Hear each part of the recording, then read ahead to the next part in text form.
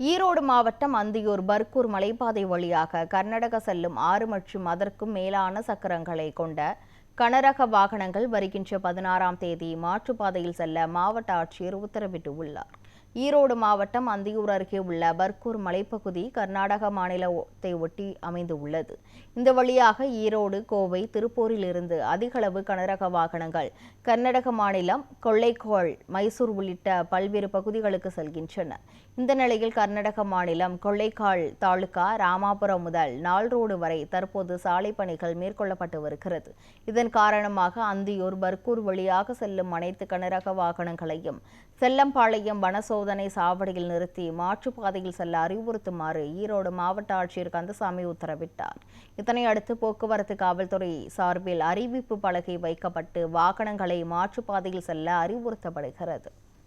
கர்நாடகா மாநிலம் சாம்ராஜ்நகர் மாவட்டத்தில் ராமாபுரம் டு நாள் ரோடு வரை சாலை புனரமைப்பு பணிகள் நடைபெறவிருப்பதால் சாம்ராஜ்நகர் மாவட்ட நிர்வாகத்தில் கேட்டுக்கொண்டதின் பேரில் ஈரோடு மாவட்ட நிர்வாகத்தின் உத்தரவின்படி செல்லம்பாளையம் வன சோதனை சாவடி பர்கூர் வழியாக 6 சக்கரம் மற்றும் அதற்கு மேலுள்ள வாகனங்கள் செல்ல 5/4/26 மாலை 6 மணி முதல் 16/4/26 24 மணி வரை தடை விதிக்கப்பட்டுள்ளது.